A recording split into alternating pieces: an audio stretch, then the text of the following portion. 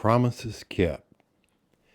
How many times has someone promised you something only to let you down? Maybe worse, how many promises have you broken, even with the best intentions? We humans can't help it. We mean well, but life happens and promises slip through our fingers. But here's the question that changes everything. What if there's a being who has never broken a promise? Not once, not ever.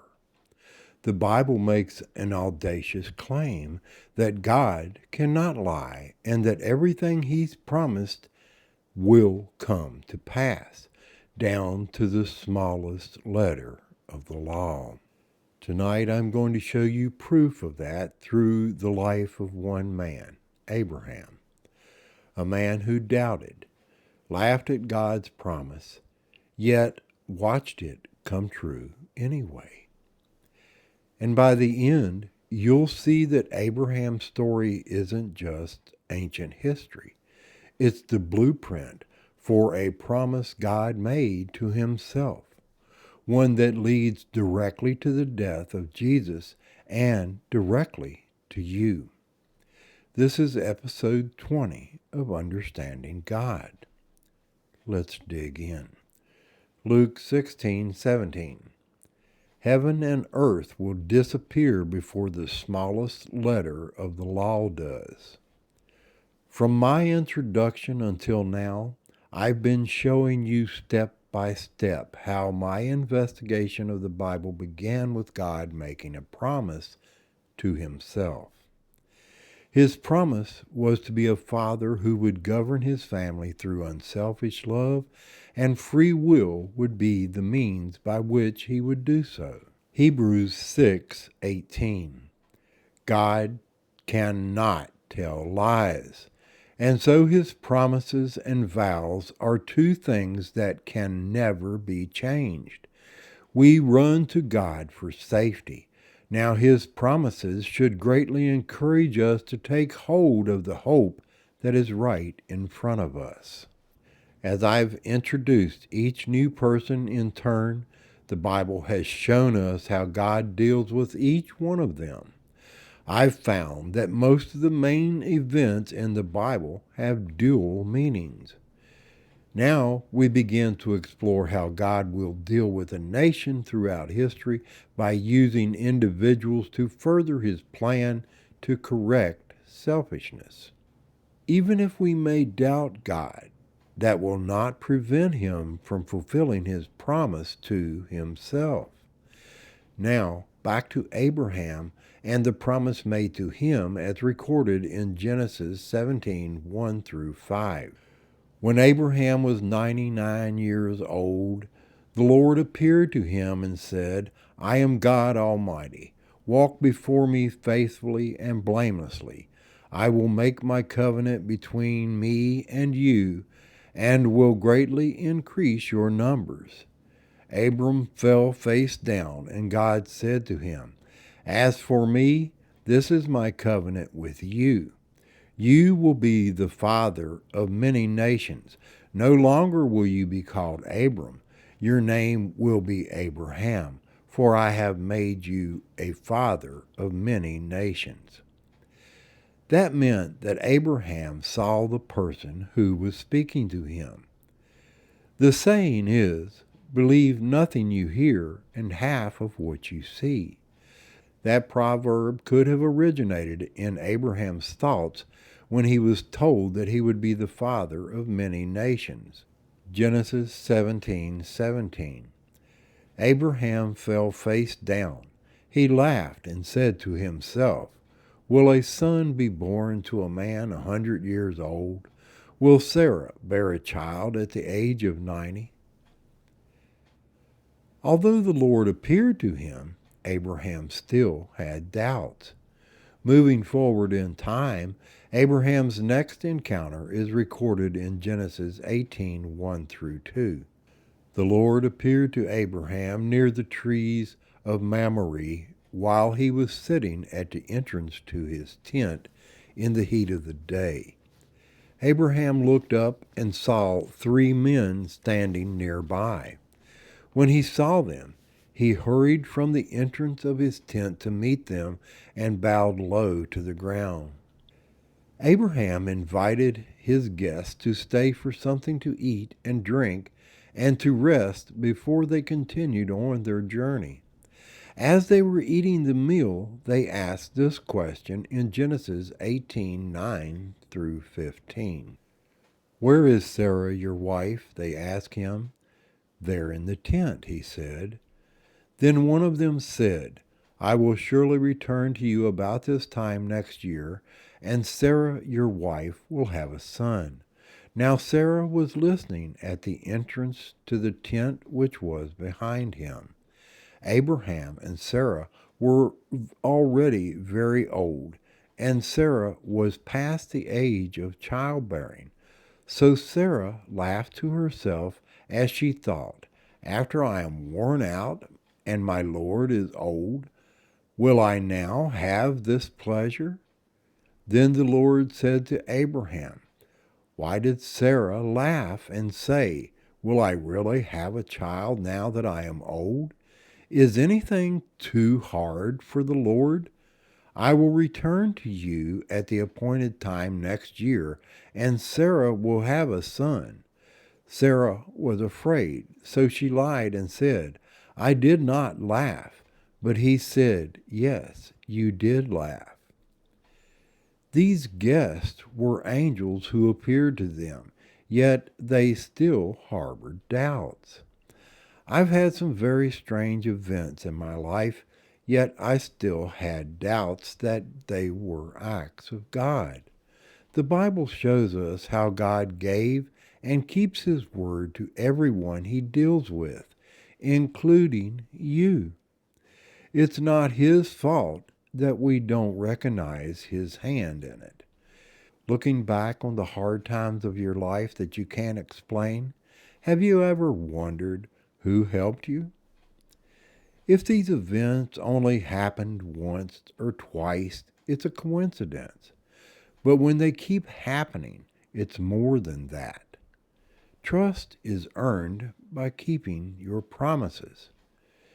There are so many promises that God made in the Bible that I cannot mention them all. As an investigator, I'm only going to present the promises that pertain to the bloodline, showing how Michael became Jesus Christ and thereby fulfilled the promise made to Satan in the Garden of Eden that he would be destroyed for his selfishness before God's rest day was over. I'll begin in Genesis 21, 1 through 3. Now the Lord was gracious to Sarah, as he had said, and the Lord did for Sarah what he had promised. Sarah became pregnant and bore a son to Abraham in his old age, at the very time God had promised him. Abraham gave the name Isaac to the son Sarah bore him. More promises kept. God had been dealing with Abraham since he was a young man and had made and kept his promises. So what happens next seems a little strange, but is it really?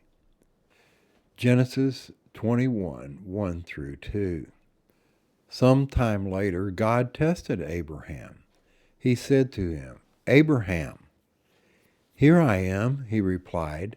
Then God said, "Take your son, your only son, whom you love, Isaac, and go to the region of Moriah. Sacrifice him there as a burnt offering on a mountain I will show you." God was asking Abraham to prove his love to him by sacrificing the only son of his bloodline. How would you respond to a request like that? Did Abraham doubt God and refuse to do as requested? After arriving at the place designated by God, we find this in Genesis 21, 6 through 13. Abraham took the wood for the burnt offering and placed it on his son Isaac, and he himself carried the fire and the knife. As the two of them went on together, Isaac spoke up and said to his father Abraham, "Father?" "Yes, my son," Abraham replied. "The fire and the wood are here," Isaac said, "but where is the lamb for the burnt offering?" Abraham answered, "God himself will provide the lamb for the burnt offering, my son." And the two of them went on together.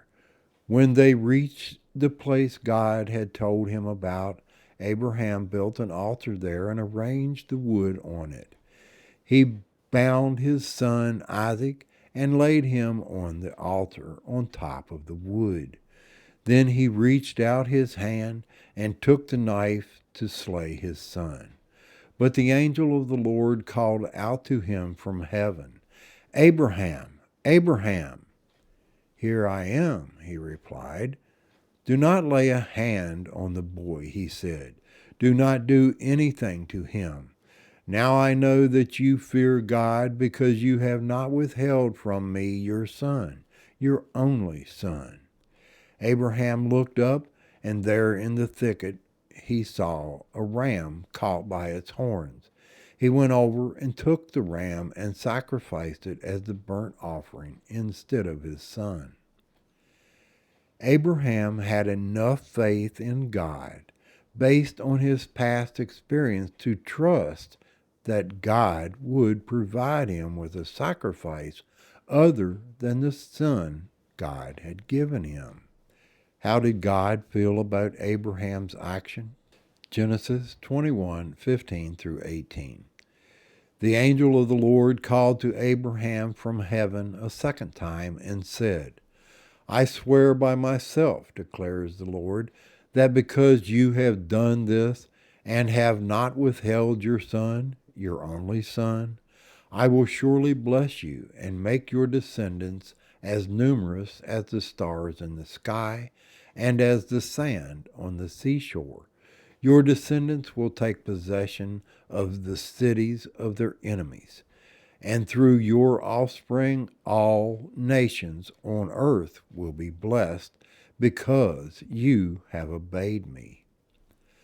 I've heard many people say that it was cruel of God to ask Abraham to kill his son, but was it? Do you not watch for signs in your life to determine whether you can trust people? Have you ever loaned someone something and they never return it? Or if they do, they bring it back in worse condition than when you lent it to them?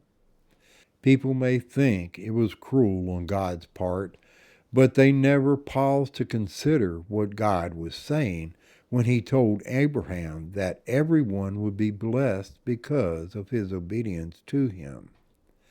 That blessing includes you. But what about Abraham's act was meaningful to God? It was because this was the first person willing to show God unselfish love, to the point of offering his only begotten Son to him. God was showing us through Abraham that he himself would sacrifice his only begotten Son so that we could be restored to the relationship given to Adam and Eve. God is not a destroyer. He is our defender. Yet he will destroy those who harm his family.